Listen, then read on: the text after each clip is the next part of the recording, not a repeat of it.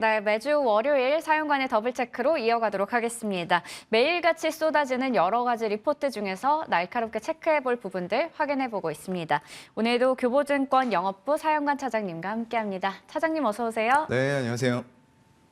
네, 먼저 이번 한 주를 시작해볼 리포트 확인해 보도록 하겠습니다. 첫 번째 리포트는 NH투자증권에서 나왔는데요. 아바코에 대해서 나왔습니다. 역대 최대 수주 잔고를 향해라는 이야기인데 11월부터 해서 테슬라 리스크 때문에 2차 전지주가 정말 많이 빠졌었죠. 그런데 지금 개인 투자자들은 이를 저점 매수로 잘 활용을 하는 게 맞는 건지 2차 전지 쪽에 대해서 어떻게 보시는지 궁금합니다. 글쎄요, 일단 주가는 말씀해 주신 대로 많이 빠졌어요. 근데 이제 전체적인 내용을 봤을 때는 다시 분명히 주가가 올라갈 수 있는 요인들은 많이 가지고 있다라고 생각이 되어서요. 일단 의견 일치 쪽으로 의견을 드리도록 하고요.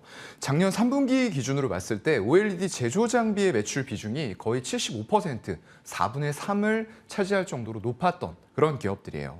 이게 스퍼터 쪽에 특히나 좀 강점이 있는 그런 쪽이고요. 2008년에 LG 디스플레이가 지분 투자를 하기도 한 그런 기업입니다. 그런데 이제 올라오고 있는 우리가 2차 전지 관련된 부분들을 좀 보아야 되지 않느냐라고 생각을 하고요.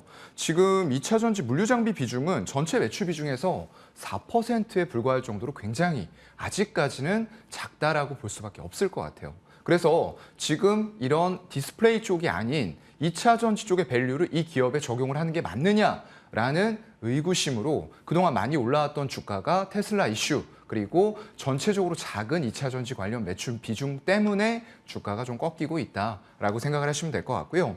최근에 수주 잔고 쪽에서는 좀 주목할 만한 변화가 나타나고 있다라는 말씀을 해주셨습니다. 21년부터 본격적으로 시작한 2차 전지 장비 이런 쪽에 물류 쪽 관련된 장비의 수주가 점차적으로 화면에서 보시는 것처럼 늘어나고 있는 이런 추세들을 보여주고 있는 거죠. 그래서 고객사 쪽에서 일단 북미 쪽에 투자가 확대돼 가고 있다는 부분들이 가장 이 기업에게는 주요하게 실적의 상승 요인 그리고 전체적인 2차 전지 밸류를 높여갈 수 있는 요인으로 볼 수 있겠다라는 말씀을 드리고 싶고요. GM 쪽이 지금 25년도 기준으로 봤을 때 135기가와트시 그리고 스텔란티스도 24년에 45기가와트시 혼다가 25년 40기가와트시 이거 다 합쳤을 때에는 거의 한 240 정도에 달하는 지금 수주 잔고 관련되어서 물류 장비 쪽으로 이 기업들이 할 수 있는 일이 많아지고 있다라고 생각을 하시면 될 것 같습니다. 일단 상반기 중에 2차 전지 롤프레스 장비라고 하는데요. 동박같이 유연하고 좀 긴 소재들을 눌러서 더 얇게 펴주는 이런 장비다라고 보시면 될 것 같고요. 일단 이런 쪽에서 강도와 밀도를 높여주기 때문에 상당히 좀 중요한 장비다. 롤프레스도 꼭 필요한 장비다라고 보시면 되는 동시에 일단 11월 말경에 이 장비 개발하고 테스트를 마쳤습니다. 작년 11월이에요. 마친 상태이기 때문에 언제든지 수주로 연결이 될 수 있는 그 정도까지 지금 와 있다라고 생각이 되고요. 작년 상반기에 매출액이 460억이었는데 4분기에 이게 800억 수준으로 괄목할 만하게 좀 증가가 되었을 것이다 라고 예상을 하고 있고요. 23년 말로 봤을 때는 수주 잔고가 4천억까지도 육박을 할 것이다 라고 지금 얘기를 하고 있습니다. 일단 2차 전지가 일시적인 이슈들에 의해서 꺾여 있어요. 하지만 제가 항상 말씀드리는 것처럼 여전히 이 방향성은 그대로 우상향을 하고 있다는 관점으로 봤을 때에는 분명히 2차 전지 밸류를 받을 수 있는 매출 비중들은 점점 더 늘어갈 것이다 라는 관점으로 보시면 좋을 것 같습니다. 네, 좋습니다. 그러면 가격 전략은 어떻게 세워보면 좋을까요? 네, 일단 좀 떨어지는 칼날이다 보니까요. 현재가 부근부터 한 12,000원 정도까지 분할로 접근하시면 좋을 것 같고요. 다시 사는 한이 있어도 한 15% 이내에서는 여러분들이 감내하실 수 있는 수준에서 손절이 필요하다라고 보고 있고요. 목표가는 일단 1차적으로 16,500원 잡아보도록 하겠습니다. 네, 아바코에 대해서 의견 일치 제시해 주셨고요. 매수가는 12,000원 이하, 목표 주가는 16,500원으로 설정해 주셨습니다. 그리고 함께 또 유망하게 보고 계신 2차 전지 관련주로 PNT 꼽아 주셨어요. 네, 맞아요. 일단 장비 쪽에서는 제가 항상 말씀드리는 대장 기업이다. 그리고 여기에서도 말씀을 많이 좀 드렸던 것 같아요.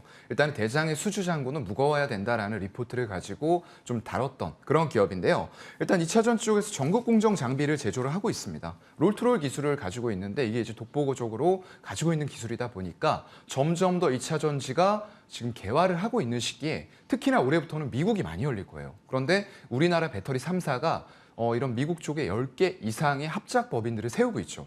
공장을 세운다라고 했을 때는 뭐가 들어가야 되죠? 당연히 장비들 따라서 들어가야 됩니다. 그렇기 때문에 올해에도 일단은 봤을 때는 작년 기준으로 봤을 때 2차 전지가 72% 정도의 매출 비중을 가지는데 배터리 3사에게 모두 공급을 한다는 거죠. 그만큼 대장의 수주 잔고다라고 확실하게 얘기를 할 수가 있을 것 같고요. 나머지는 소재인데 일단은 중국향이라던가 어떤 동박 장비 이런 쪽까지도 같이 나가게 되면서 장비가 어느 한쪽에 치우쳐 있지 않고요. 전반적인 포트폴리오의 확대 효과까지 더불어서 봤을 때 올해가 바로 이제 미국에서 일어나고 있는 전기차의 개화 시기와 맞물린 폭발적인 성장이 한 번 더 일어날 수 있는 그런 시기다라고 보이는 장비주입니다. 네, 이렇게 PNT까지 확인해 봤고요. 다음 리포트 확인해 보도록 하겠습니다. SNU에 대해서 한화투자증권에서 리포트가 나왔습니다. IT 종합 장비 업체이고요. 차세대 XR 핵심 기술로 주목받고 있는 마이크로 OLED 증착 장비를 수주했던 경력이 있다고 합니다. 어떻게 보시나요? 네, 지금 CES 2023에서 네. 굉장히 많은 화두들이 나오고 있어요. 그중에서 이제 XR이라던가 MR 같은 기기들에 대한 얘기들도 많이 나오고 있는데요.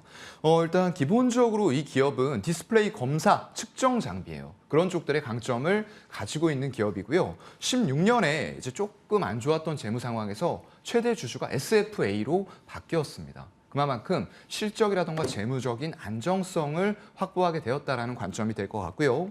20년도에는 2차 전지와 반도체, PCB, 검사 장비의 제품 라인업들이 추가가 되면서 제품 포트폴리오가 역시나 확대되어가는 모습들을 잘 보여주고 있습니다.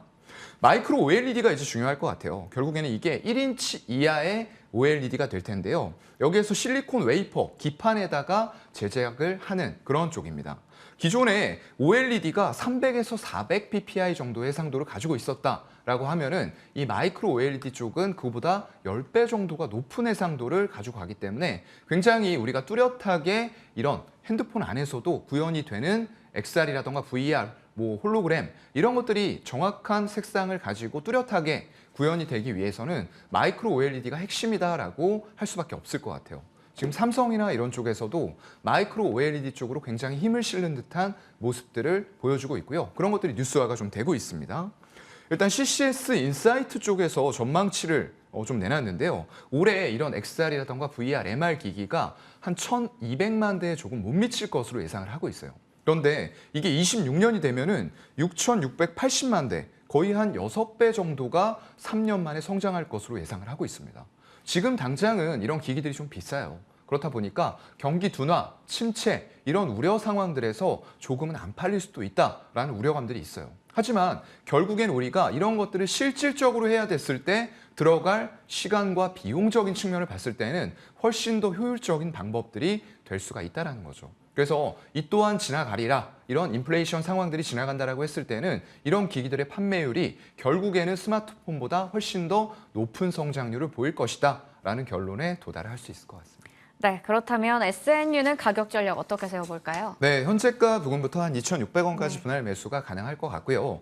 역시나 마찬가지로 손절은 우리가 좀 필수적이겠죠. 15% 이내에서 여러분들이 감내하실 수 있는 선에서 손절하면 좋을 것 같고요. 목표가는 1차 3,500원, 2차에 4,000원까지 보도록 하겠습니다.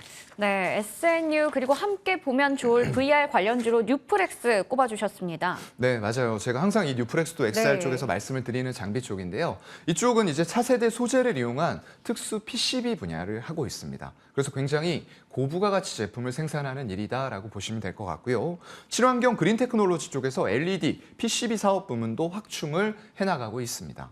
고밀도의 인터커넥터 사업 부문의 자회사도 설립이 되면서 이 시장 자체가 굉장히 예전에 치열했어요. 그렇다 보니까 많은 업체들이 난립을 했었는데 이런 것들이 구조 조정을 거치면서 경쟁사들이 하나둘씩 사라지고 남은 파이들을 남은 기업들이 더 크게 향유할 수 있는 조건들이 만들어졌습니다. 일단 메타의 오큘러스라던가 카메라 모듈용 FPCB 이런 쪽으로 독점 공급을 하고 있는데요. 이게 모델 2에는 대당 4개 정도가 들어갔어요. 근데 프로에는 터치용 카메라 포함해서 대당 11개에서 12개가 들어간 것으로 추정이 되기 때문에 점점 더 XR 기기의 발전과 더불어서 더 많은 부품들이 들어갈 수밖에 없다. 그런데 그런 부품들은 점점 더 고부가 가치 제품으로 변모를 할 것이다 라는 게 이 기업의 투자 포인트가 될 것 같습니다. 네, 오늘은 아바코와 SNU를 리포트 통해서 체크해봤고요. PNT와 뉴프렉스까지 대안주로 함께 체크해봤습니다. 지금까지 교보증권 영업부 사영관 차장님과 함께했습니다. 말씀 감사합니다. 네, 고맙습니다.